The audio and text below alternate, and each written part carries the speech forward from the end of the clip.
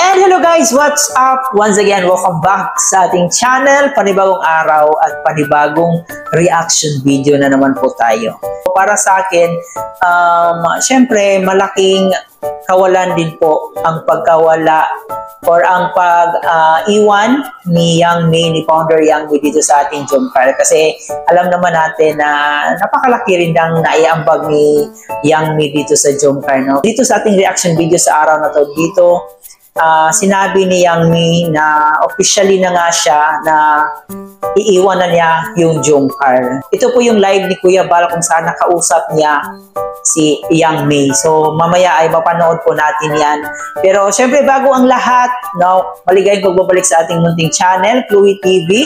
Baka bago pa lang po kayo dito sa ating channel at baka gusto nyo ng ganitong klaseng reaction video, huwag kalimutan mag-subscribe at paki-turn on ang notification bell para every time mag-upload po tayo, updated po kayo. At higit sa lahat guys, huwag natin kalimutan, palaging inuulit-ulit natin to, ang pagsuporta sa ating ama ng Kalingap, si Kuya Bal Santos Batubang, si Ate Edna Vlog, si Kalingap Rab, at syempre si Jack Batubang. Nandiyan din po ang ating Keyboys, Kalingap Partners, mga charity vloggers sa Pilipinas na handang tumulong sa ating mga kababayang mahihirap. Suportahan natin sila palagi. So, para maintindihan natin guys, kung ano nga ba talaga ang dahilan ni Ma'am Yang Mi or ni Founder Yang Mi, bakit iiwan na niya ang Jomcar, narito po yon, panoorin muna natin ito. Magsik, totoo pala yun. Yes, Kuya Bal. Totoo yun. Totoo ko yun. Bakit ka nag-resign as founder ng Jomcar 18?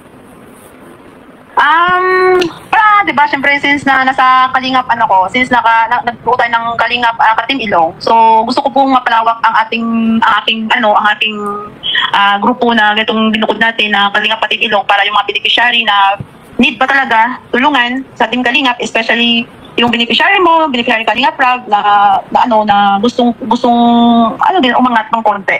Ganun po yun, Kuya Bal. Kasi since na kung sa Jomcar lang kasi, mostly hindi na siya healthy para sa akin, Kuya Bal. Kaya I'm very, very sorry sa lahat ng Jomcar group and supporters if I disappoint you guys. But hindi ako dito pa rin ako as Kalingap Reactors, partners of Team Kalingap, Kuya Bal.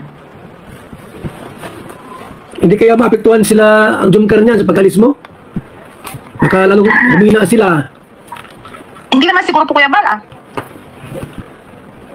Kasi pagka lahat admin, wala ng founder, sino mag-lead? Sino mangunguna? Sa ngayon?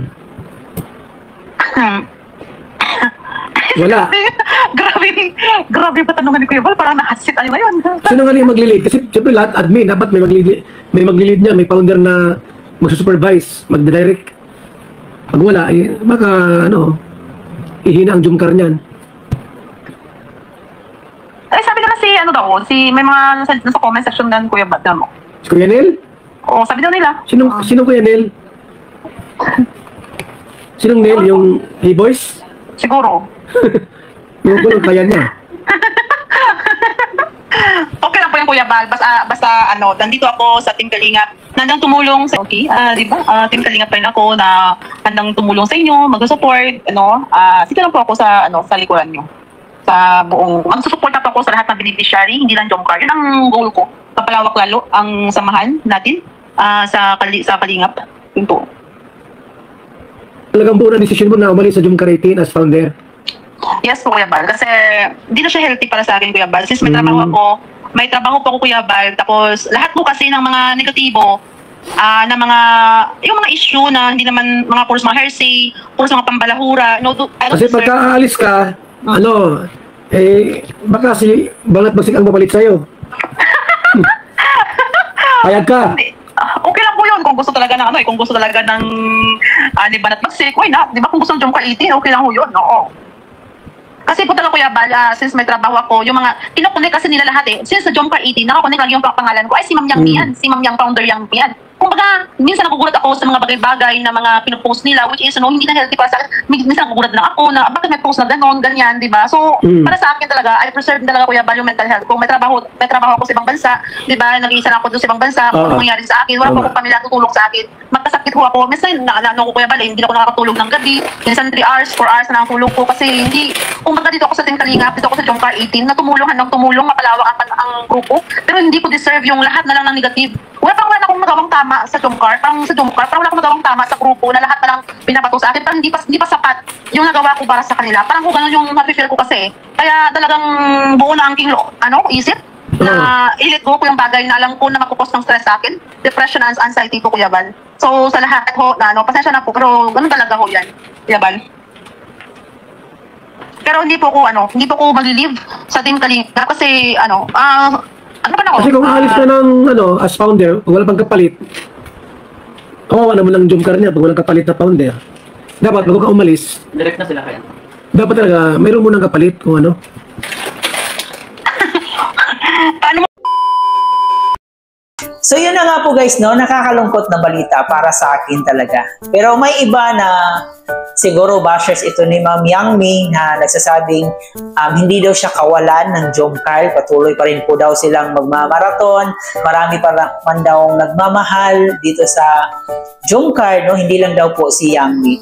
Para sa akin, napakalaking tulong din po talaga ni Ma'am Yang Mi. From, hindi naman siguro nung simula pa lang, pero nung pumasok si Yang Mi, si founder Yang Mi sa Jomcar, talagang masasabi rin natin malaki rin yung naiambag niya dito sa Jomcar. Diba, imagine niyo yung first anniversary ng Jomcar, sobrang nag-effort po talaga si Ma'am Yang Mi doon. Hindi lang naman siya, marami sila, pero yun na nga, siya kasi yung founder. Nakakalungkot din po isipin na ang isang founder mawawala, no? Lalong-lalo na maraming naitulong itong founder na to dito sa Jomcar. Hindi natin maiiwasan na may mga issue. So, parang hindi na talaga nagkaayos. Akala natin nagkaayos sila nung nakaraang buwan, pero mas lalo pa pala talagang lumala. So, dahil sa ayaw na ni Yang Mi, ni founder Yang Mi na ma-stress, kasi nga po siya ay isang OFW, nagtatrabaho para sa kanyang pamilya. So, parang nag-giveaway na rin po siya. Marami kasi din po ang nangbaba sa kanya. So, hindi rin natin masisisi kung bakit aalis na si Yang Mi. Pero kahit ganun pa man, we wish na magkabati pa rin yung mga may alitan. No? Sana'y magkabati sila kung ano may mga problema nila. So, ganun naman talaga. Minsan may aalis at meron ding darating sa atin. So, we wish na lang na both parties magkaayos at maghilom na yung mga sugat, yung mga sakit na nararamdaman nila sa isa't isa at magkapatawaran na. Sabi ni Ma'am Yang Mi, hindi naman daw siya tuluyang iiwan niya ang kalingap. Baga, nandito pa rin naman siya para kung meron siyang maisuporta, meron siyang maitulong. So, yun po yung sabi niya. At nalungkot din po si Kuya Bal, guys, sa balitang to kasi alam niya kung gaano kabait talaga si Ma'am Yang Mi at alam niya kung ano yung naitulong ni Yang Mi. Kung ako si Ma'am Yang Mi, kung ito ay para sa ikakatahimik ng lahat at para sa ikabubuti ng lahat, so gagawin ko rin po yung desisyon ni Ma'am Yang Mi. Pero we hope na mananatili pa rin yung komunikasyon nila dito sa Jomcar. Kahit hindi na founder si Ma'am Yang Mi, sana mananatili yung pagrespeto nila sa isa't isa. So kayo ba guys, ano yung opinion nyo patungkol dito kay Ma'am Yang Mi, patungkol dito sa pag-iwan ni Ma'am Yang Mi sa Jomcar? So alam ko naman na marami pa tayo, no? Marami pa tayo at alam ko marami ang mga silent viewers na sulit na nagmamahal ng Jomcar.